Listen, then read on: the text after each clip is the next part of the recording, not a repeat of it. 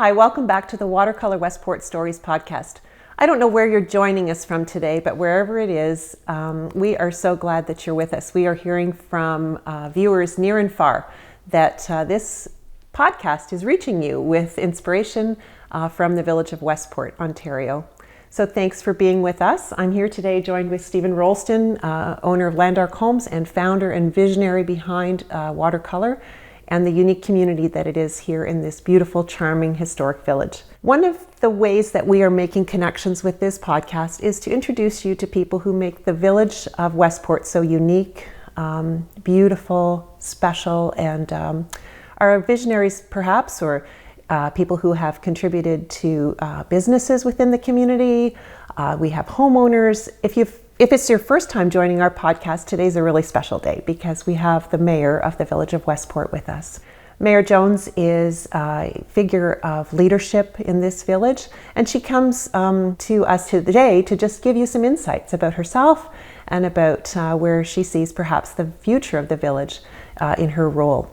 She has been the mayor since 2014 and joined the leadership of the village from a very important career in police work in the province of Ontario, and she'll share more about that with us today. So welcome, Mayor Jones. Thank you very much, Wafa. Happy to be here. I'm really glad you're here. We love to give our guests the opportunity to share what they want with us about who they are, where they've come from, and maybe you can just start our conversation with a little bit about yourself.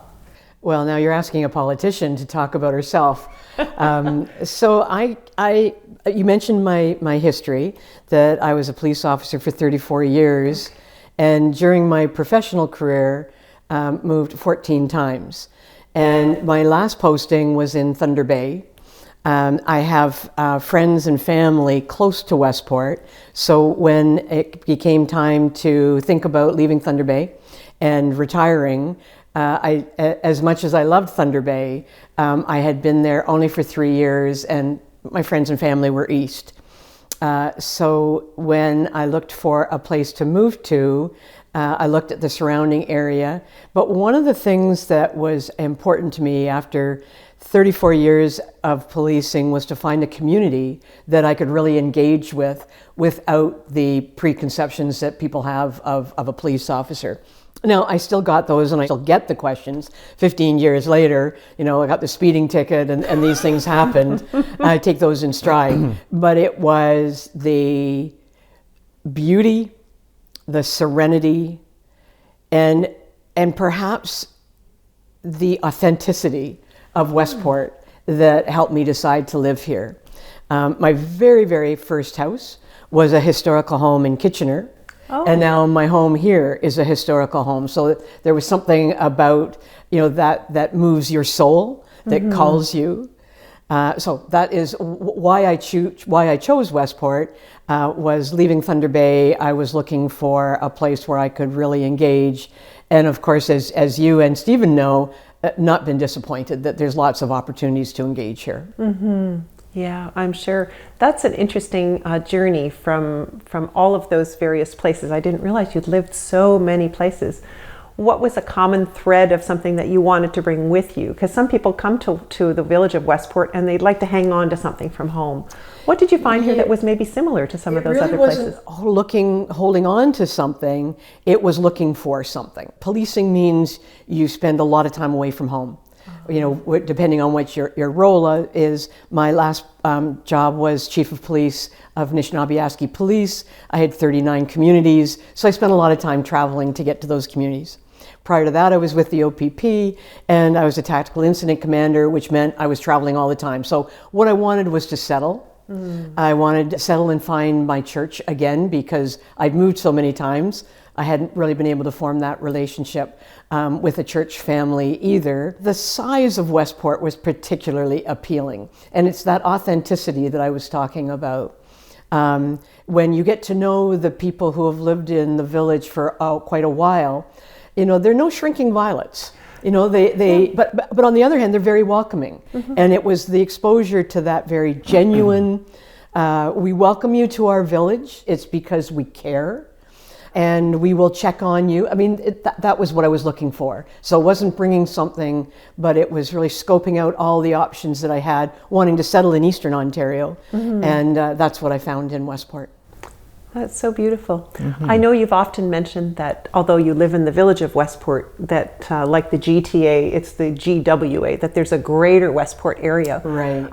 I'd love to hear a little bit about your insights about the surrounding villages and how you think that they are adding to the beauty of life that you found here. So I'll just go to I invented the GWA. I love it, by the way. It's great. It's so. And I did it to needle the mayor of Rideau Lakes, the township. We were very good friends. Yeah. And it came out of my mouth one day. We were at a public community meeting, and when you're with delegates of other orders of government, the federal speaker goes first. The provincial speakers, that would have been MPP Clark, went next. And then we were in Rideau Lake, so Mayor Hallman went next, and we had been friends for a long time. And so then it gets to me. And they've pretty well said everything that needs to be said about why we're there. It just kind of came out of my mouth, and it got a huge amount of applause and hilarity. So it was to needle him a little bit, the greater Westport area. But there's some truth to that.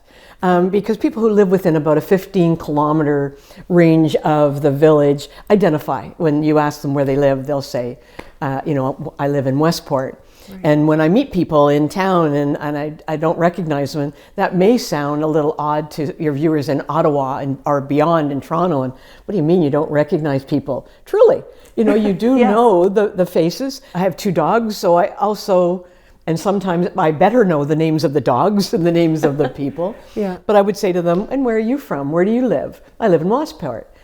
And in my brain, I'm going, well, maybe they just moved in, but I don't know them. And I say, well, where do you live? Well, I live on the 10th line. So it was gaining an understanding of how important the village of Westport is to the surrounding communities and how important they are for us. One of the reasons is our business depends on the people coming in from the townships. We are a hub. We are not just a hub in the summer, but we are a super hub in the summer, and that's where all the tourists and the cottagers come to stock up. We are always thankful when the cottagers do their shopping here on Friday night rather than bringing it from home, because strong months of the summer for our businesses really help the leaner months when it's really just the surrounding full-time residents and the residents of the village. During COVID, we found how important we were because some of the local businesses it was a volunteer program to begin with to start delivering the essentials, groceries, prescriptions out into the townships. And the owner of our grocery store, Casey Kadrinko, would share with me how far they were going and how important that was. Wow. That's because we're all one big community, and it's so important to us to support them, and at the same time, then they're part of our fabric. They may not live here. Right.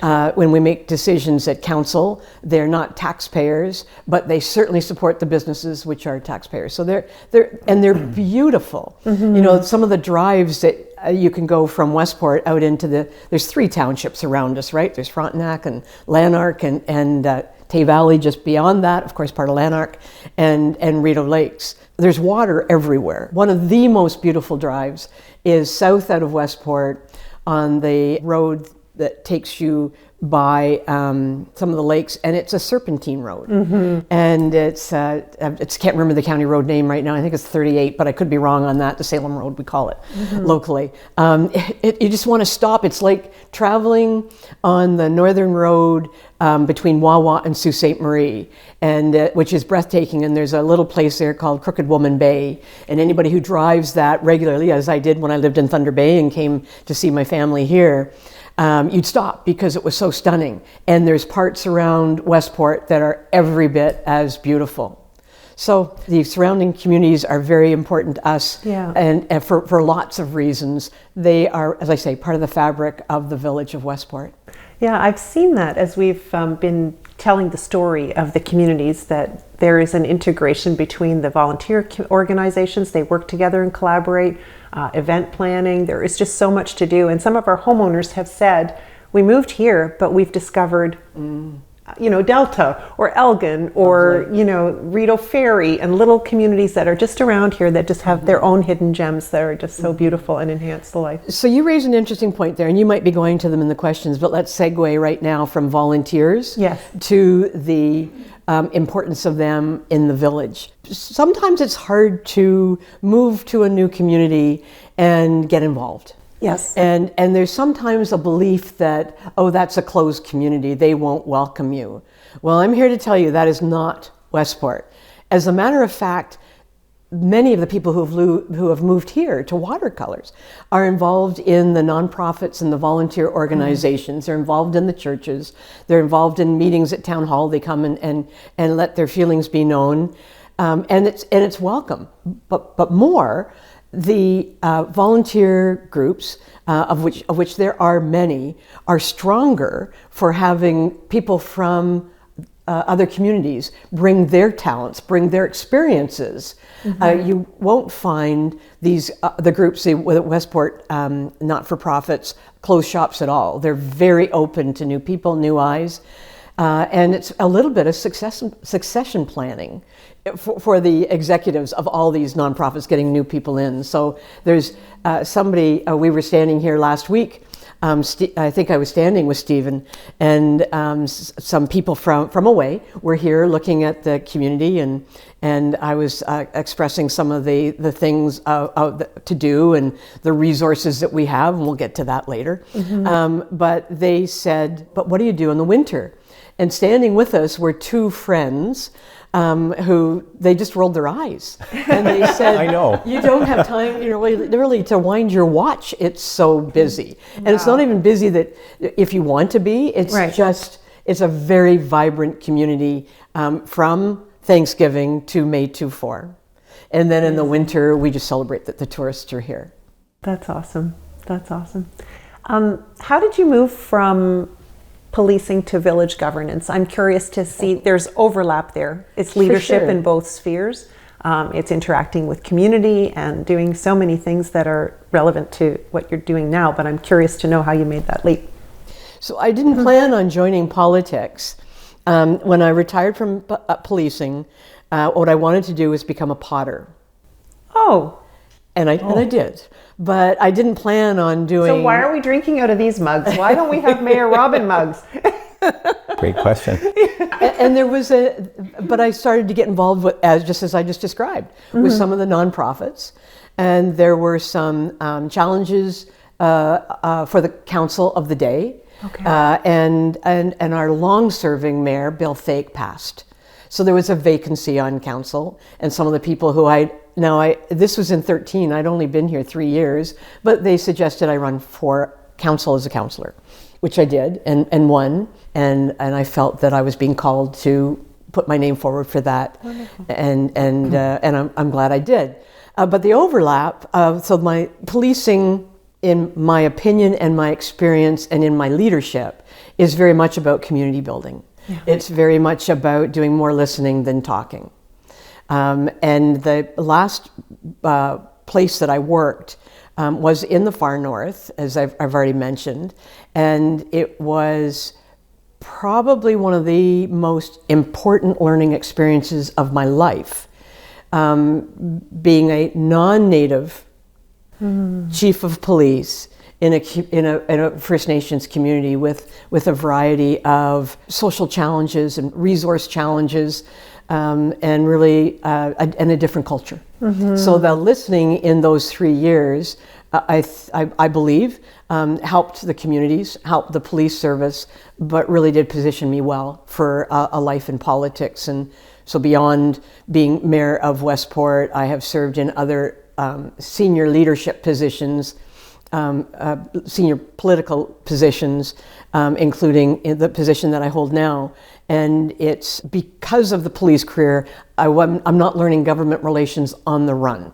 I've got lots of experience to pull on, which hopefully helps me reflect my village, my municipality, and the organizations that I lead better than if I didn't have those experiences. While we're on that thread, what are some of the things that you're advocating for the village at the provincial level that you could share with our And maybe also for those of our listeners who don't know what you're also doing. Oh, yes. That's it would a good be point. nice to know, because one thing Westport has been shouted out for is good governance.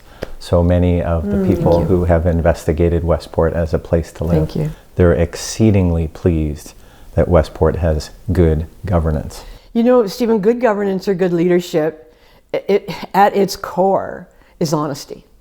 You know, so many jokes are, you can't make this stuff up. It's true. And some of the challenges that I've had as mayor, you really can't make this up. But being forthright, somebody once used this expression to me: bad news is not like red wine. It does not improve with age. And you know, there's really something to that. Be honest, get it out, and you know, try to share moving forward. So I am the president of the Association of Municipalities of Ontario. Okay. It's a 2-year term. I was elected August of 24, so I will finish next year. And it is a position, main responsibilities, other than leading a board of 50 people that are representative of the province. Our staff is about the same size, about 50 people. We have a singular, unique opportunity with the Government of Ontario in that we have a memorandum of understanding with them that they will meet with us when they are planning legislation that impacts municipalities most of the time. You know, sometimes the Premier sets a course and he's going down that course. We respect that. But when the ministries are looking for, particularly when they're looking for input, will there be other responses to legislation that they might not think about because they're not municipal politicians? So that's a position that we hold very dear, the MOU.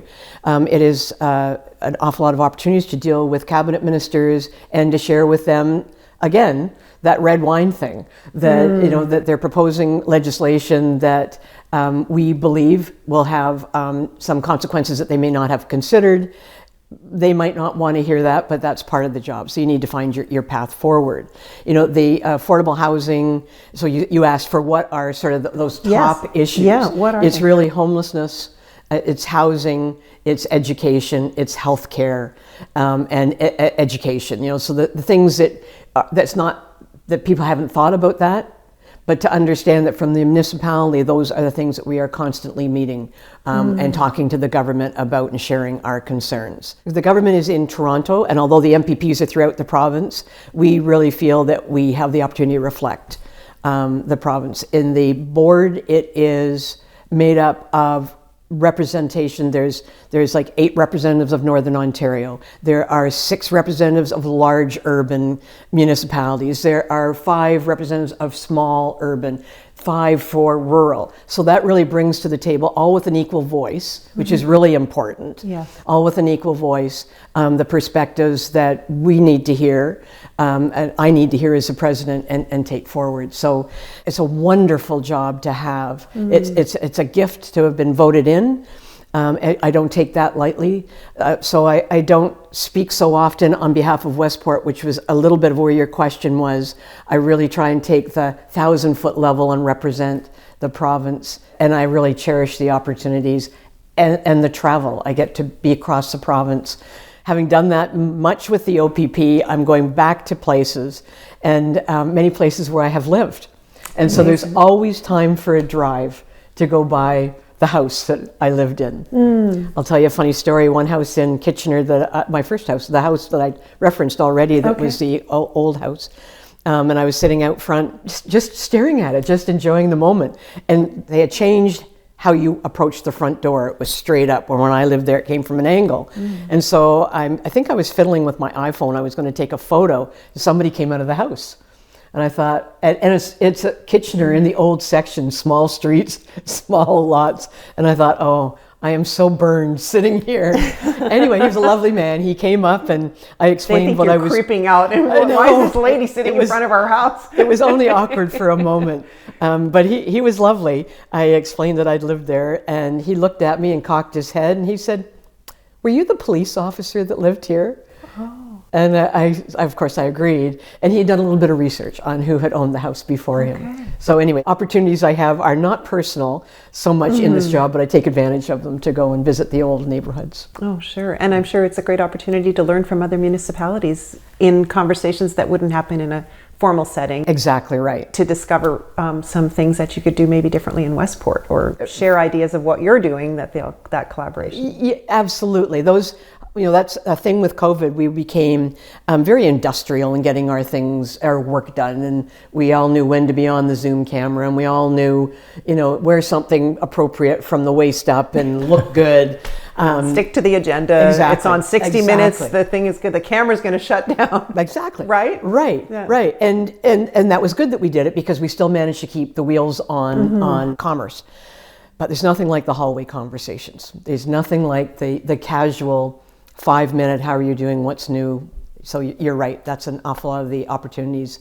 I was just at a conference in Collingwood the last couple of days, and one of the panelists with me, we had about a 15-minute hallway conversation. And it was funny because when we were asking questions, we were feeding off each other what we had just talked about. Yeah. Isn't that interesting? A lot of wisdom out there. Yeah, I'm sure. Stephen, I don't know if you have anything that you wanted to share this morning?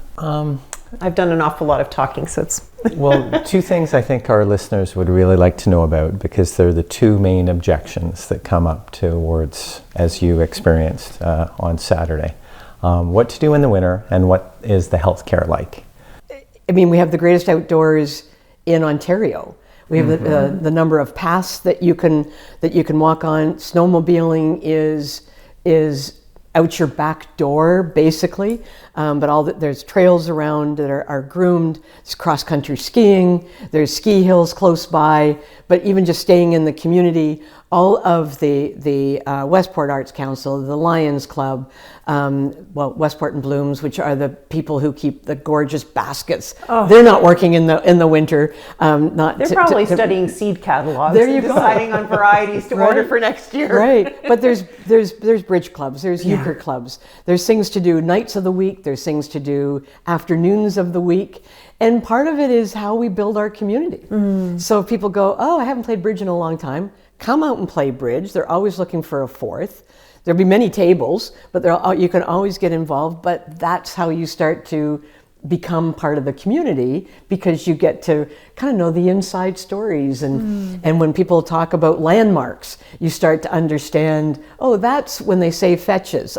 That's what they mean. That's who he was. That's where his shop, the barber shop, was. So there's 6 churches in the village. There's 2 public schools in the village. There's a Legion just outside the village. So what services are available?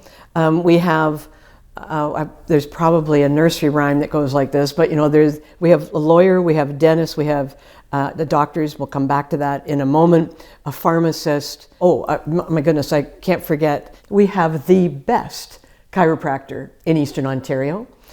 People come to him for a variety of things, but it's kind of interesting that a lot of people who have sport injuries come to Dr. Rogers as well.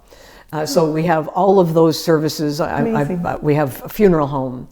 We have, as I say, 6 churches. So those people do not need a car when they come to the village. They can take care of their personal needs and their health needs.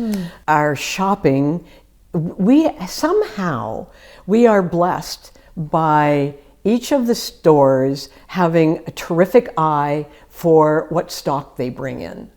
And there's not a lot of overlap. No. You walk through these shops and you think, I'm in a new experience, and I didn't see this down the block. Again, somebody going to the same giftware show, ordering the same coasters or whatever it is. Yes. And it's really beautiful. Yes, and it's a variety. Of course, we've got fabulous women's stores, but we've got kitchen stores, 2 of them, and they provide a different sort of service as well. I've already mentioned our grocery store is stunningly beautiful, modernized. The owners, Martha and Casey Kudrinko, have won award after award for when they redesigned the building, how green they made it. Even the catch basins under their parking lot all you see is a parking lot, but people don't understand the engineering that went in to ensure that the runoff didn't go into the lake, that it's in catch basins underwards. Like, people really think. Restaurants, there's a variety, some finer dining than others, and some great restaurants, pizza places. I mean, I feel like I'm doing the list, and you're always at risk when you do a list of missing things. A beautiful winery, brewery. I'm doing the corners of the village. Yes. The winery, the cove, the brewery, the furniture store, and in between the bank. And people come here for ice cream. I met somebody yesterday and they said, "Oh, Westport, we have a cottage on such and such a lake." And when I was a kid growing up, we always went into Westport for ice cream on Sunday afternoon. That was probably 15 years ago. Believe me, there are many boats that still come into Westport Sunday afternoon. They're in to get their cone, and then they go back to the cottage, maybe not. So the destination. Lots to offer, for sure. Yeah. So the system with doctors is a problem throughout the province. And you asked me the question before about what did Association of Municipalities of Ontario, AMO, that's one of their priorities. I'm not going to include much political in this conversation, but I do want to give a shout out to the Ministry of the Health and Minister Jones, who's also the Deputy Premier.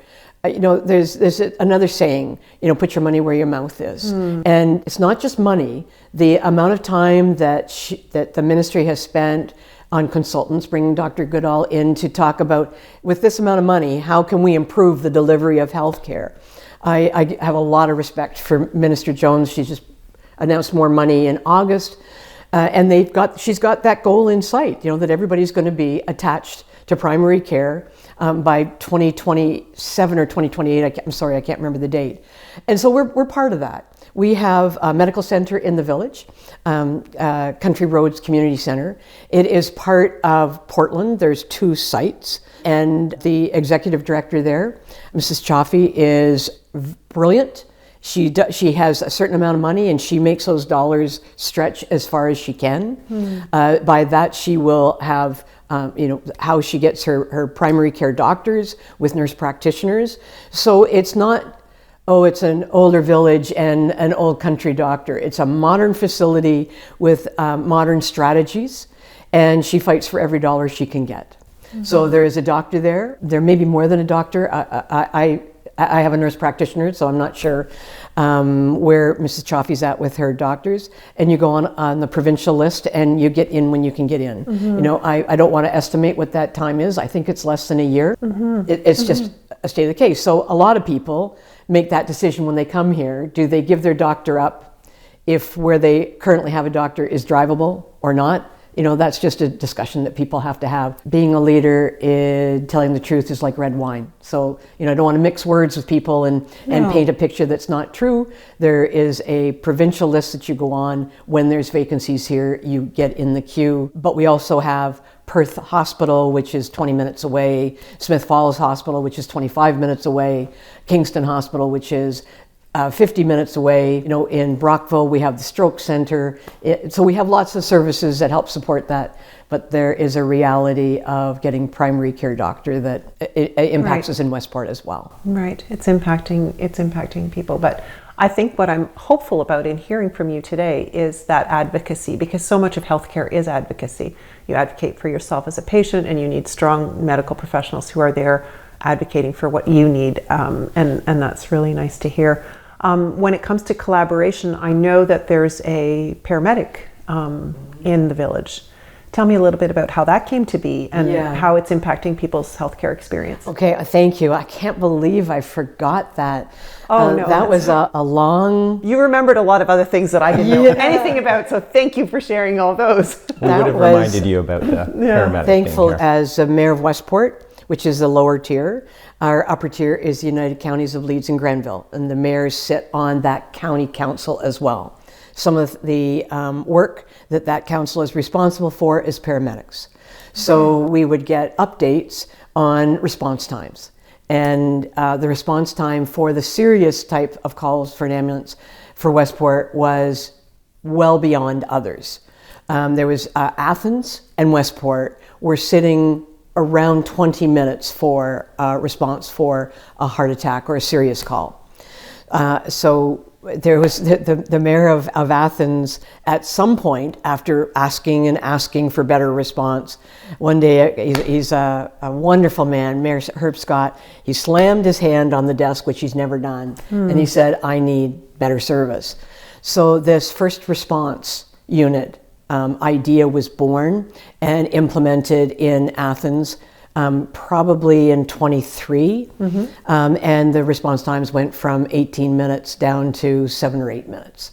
I'm drawing on memory on the length of time, but market change, market improvement. Yeah, a huge improvement. So that was the opportunity for me the next budget year because now my numbers, our numbers in Westport are the obviously high. Highest. So thank you to my colleagues in the council chamber and to the staff.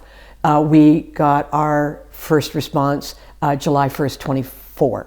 Okay. And the difference in those units are they do not transport. They are fully trained, qualified paramedics, and they do the first response. They triage, they stabilize, and if the person needs to be transferred to a hospital, another ambulance is brought, or a full ambulance is brought in, and they do the transport. So by leaving the first response in Athens, not transporting them to the hospital, which pretty well takes you out for the better part of your shift. Yes. Right? By the time you get there, you offload. Offload in some of our hospitals is a long process, like anywhere from an hour and a half to offload. It's not a criticism, it's just a statement of fact. It is everywhere in the province, though. I know in Ontario it can be hours and hours of waiting time for those paramedics to be offloading. To be offloaded, right. Yeah. So by keeping the unit here, they come back to, they would go and take the initial, they would triage and get the person ready to transport, and then they come back ready to take another call. They're here essentially 7 days a week, 9 till 9. Okay. And it has had a huge impact. Coincidentally, the first impact was not what I would have expected.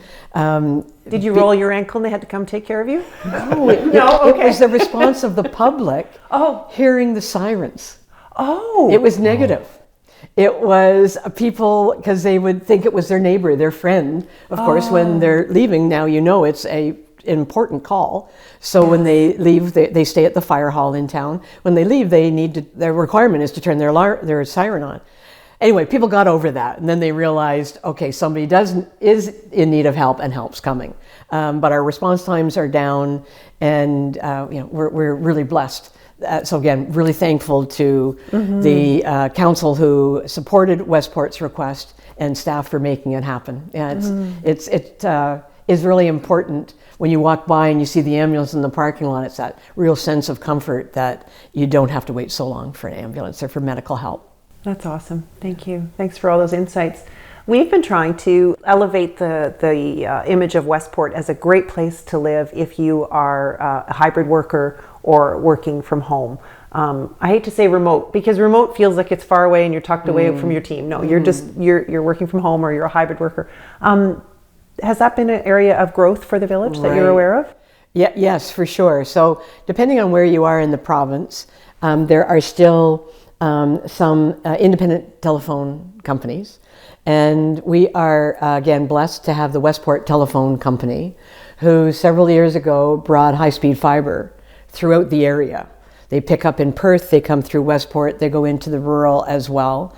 And so I'm sure that's one of the questions that gets asked, is there high speed? And it's easy to answer because it's one word, yes, that high speed is available. So that was very attractive during COVID for the people who lived here. They felt much safer. They could stay in their homes and work. But it's really attractive to people who kind of want to put their toe in moving out of a big urban area. But what are the 5 things they want?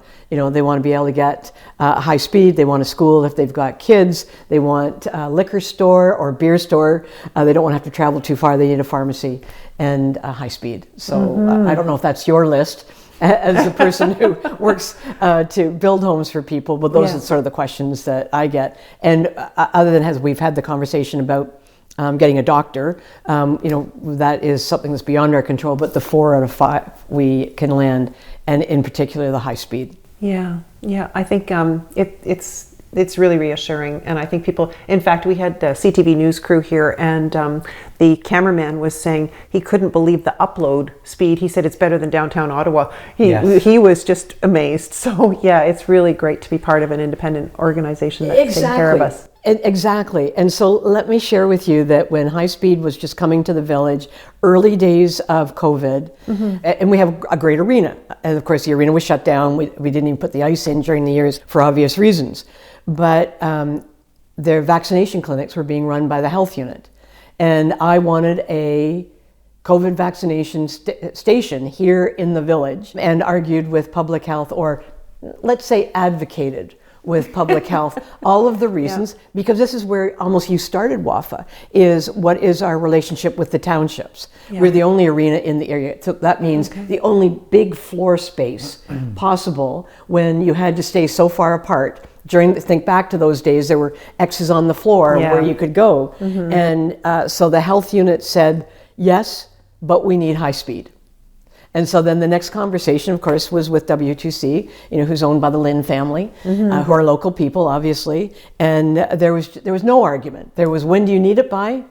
And they got the fiber into the arena so that the health unit could do what they needed to do, because it was all on either smartphones or iPads. That's the value of being local, having local health units, and of course local companies that really understand that if you're going to make that request, there's a real need, and they do their best to fill it. I have a question that I think, Stephen, I don't know, you can vet this question if you think we should not have it, but in my mind, I know that there's been a journey for Westport as a village to grow and to add new homes and to welcome a new community. Where do you think we're at in that process now? And how's that unfolding? What's your vision for the future? Because we just had our Phase 3 grand opening. We were so happy you were able to join us, cut the ribbon. I mean, it was a beautiful celebration day. And I would just love to hear your comments on that. So I attended this conference yesterday, and it was the Ontario Home Builders Association. And I was on a panel with planners and engineers, but I was there obviously to speak to these sorts of issues. More from a home builder's point of view. And I shared a little bit with Stephen just in a chat before we started videoing. And part of what I shared with them around NIMBYism, I said, it shouldn't be surprising to this group. Not many rural people in the room, but some planners and builders who put their toe into rural work. I said, it shouldn't be any surprise. I don't know if it's the same as yours. I said, but this is a couple of mistakes that I made that I would do differently. And just for our viewers, I'm going to interrupt and say NIMBYism is not a disease. It's not something that's contagious. It's an acronym for not in my backyard. Thank you. Yes. Thank you, Wafa. Yeah. And so Mr. Rolston, Stephen and I met, I'm just going to ballpark it 10 years ago, because that feels about right. And he and one of his partners at the time, and myself and my CAO at the time, had lunch, and Stephen was talking about developing. Now, we did have another developer who had gotten some of the property that Stephen has built homes on, to the point of being close to being ready, but not ready. And Stephen was looking at the property close to that and maybe that, and we decided that let's have a look at the village. And Stephen was game to walk around the village and see it, because as we walk, everybody's saying, hello, how are you? We're introducing him to people. And it's not, maybe they were curious, but that's just the personality of the village. They are very, if you were to say, are they introvert or extrovert? They're extroverts for sure. I guess we went quiet for a little bit, and then Stephen came back after giving it some thought, and he had probably getting his business plans together. And as it continued to move forward, I had a member of council who was quite negative and disbelieving, and which is fair. Everybody's entitled to their opinion. In retrospect, I should have gotten ahead of those seeds of doubt that were kind of planted by a member of my council, and there's probably a lot of ways I could have dealt with it. Maybe it wouldn't have made any difference in the end, right. But part of my advice to the room that I was speaking to is I feel I could have taken ownership and and done better. The other piece I would have done, which is going to be music to Stephen's ears and to his right-hand man, Kevin, if I had this to do over again, I would spend much more time providing education and training to my councils.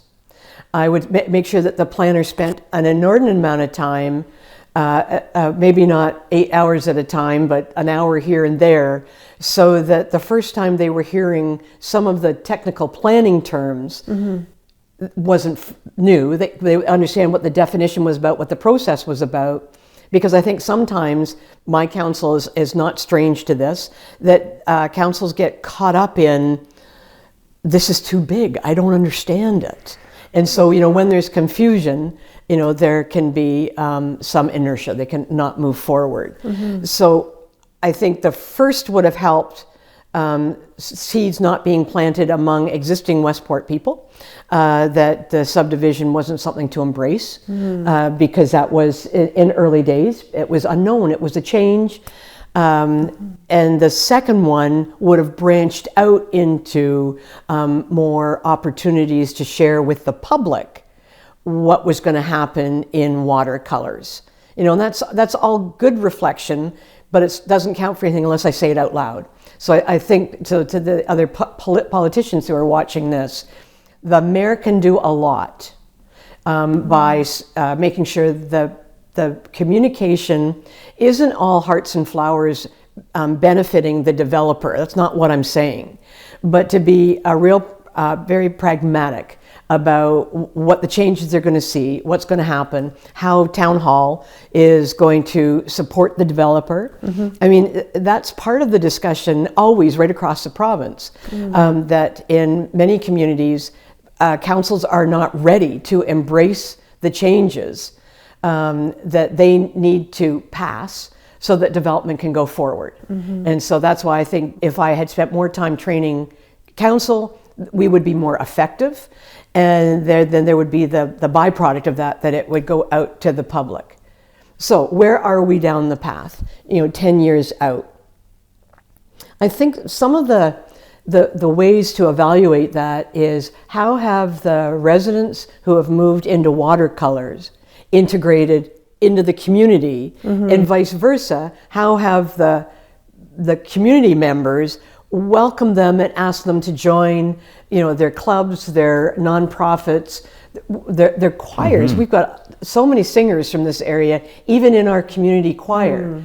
So, I worked for a really smart woman who was commissioner of the OPP, Gwen Boniface, and she had another expression, which is, it's a point in time. And so if we measure the points in time that we have been together, Stephen and I often disagree on things, but as we've talked about in a hallway conversation a few moments ago, you have to be willing to find the center if you're going to collaborate. So I think that if we look at the points in time, they are much further apart, whichever way we want to look at this graph. Let's say that the cohesion is reflected by these points in time further apart, that there is less conflict, less complaints, less concerns. And I see too, there's the benefit of the village, people who have lived here longer, to come and access some infrastructure that Landark has put in the way of walking trails. I know you and I commissioned a bridge a couple of years ago. There's the new Hilltop Park, so that there are common legacies for watercolor to be adding to a historic village. It's not necessarily just even at the individual level, but there's a community benefit. Yeah, that's a really good point. I haven't made it up to the lookout yet, because both Saturday and today I've come probably dressed more for the office than for going up the path, but I intend to get there soon and see what the view will be. The photo from Spy Rock, which is another high point just beside the village, is the quintessential photograph of the village of Westport, because it shows the church steeples. Normally they are taken this time of year where the colors are in full orange and red, and the water. But I'm hoping that the photo from the top of the lookout, will rival that, and we Yes. will have 2 great shots. Yeah. For people who haven't been to the village, really encourage them to just come and be yourself. Go for a Yeah. walk down on the main street. We're not asking you to buy anything, just be. Come and just be. And I think you'll catch what most of us did, is there's this, as I started, this authenticity, the beauty, and the peace of living in a village like Westport. Well, I thank you so much for joining us today. I think that's a beautiful place to end our conversation. Thank you to all of you for joining us too. I hope that we've often said that some things can't be explained and they need to be experienced. And you've got an invitation from Mayor Jones to come to the village of Westport and discover for yourself. We would love to host you in our model home. We're open 7 days a week. You can drop by, say hi, and experience the Hilltop Park that just opened last weekend. There'll be lots of activities in terms of trails to be explored as well in the coming weeks and months ahead. So check us out on YouTube, Facebook, Instagram, Spotify, TikTok. We're on every platform. Check our website, watercolorwestport.com, and follow, like, and share this podcast to tell your friends more about this wonderful place. Thanks again.